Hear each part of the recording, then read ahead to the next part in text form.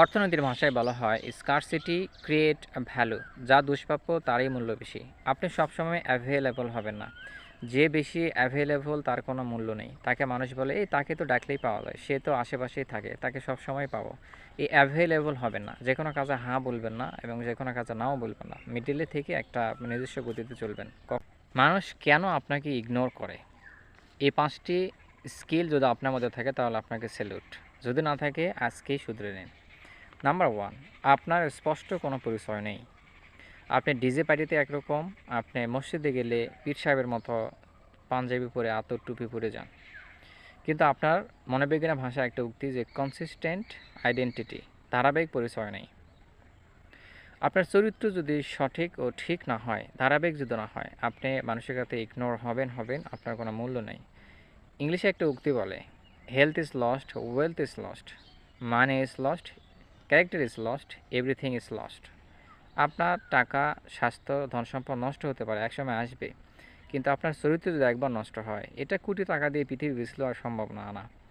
আপনার কথার সুর, টন পরিবর্তন হতে পারে কিন্তু ক্যারেক্টার নয়। আপনার চরিত্র ঠিক করুন, আপনার ধারাবাহিক চরিত্র বজায় রাখুন, আপনাকে মানুষ স্যালুট করবে, ইগনোর নয়। Number two, psychopathic behaviour. আপনি কথা বলেন অন্যকে খুশি করতে, সত্য বলতে নয়, যেটাকে বলা হয় তোষামোদী আচরণ। বর্তমানে বাংলাদেশে প্রচুর চলে তেল দেওয়া পাচাটা বলা হয়, যেটা পাচাটা আচরণ পরিহার করতে হবে। আপনাকে কোনো কাজে কোনো দায়িত্বে পাঠানো হলো, কিন্তু আপনি ওই ব্যক্তির সাথে কূটনৈতিক সম্পর্ক রাখার জন্য পা চাটতে গেলেন এবং সত্য বললেন না। সে একটা পরিকল্পনার কথা বললো, আপনি তাতেই সায় দিলেন এবং আপনার মন বলতেছে এটা করলে খারাপ হবে, কিন্তু আপনি সত্যটা তুলে ধরলেন না। এই তোষামোদী আচরণ করেই মানুষ ইগনোর করে, আপনাকে একসময় মূল্যহীন গড়ে।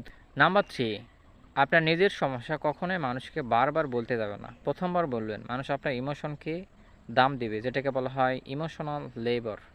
সেকেন্ড টাইম আপনি যাবেন, আপনার সমস্যা কিন্তু আর ওই ইমোশনটা মানুষকে আগ্রহ প্রকাশ করবে না, আপনাকে ইগনোর করবে, দূরে সরে দিবে।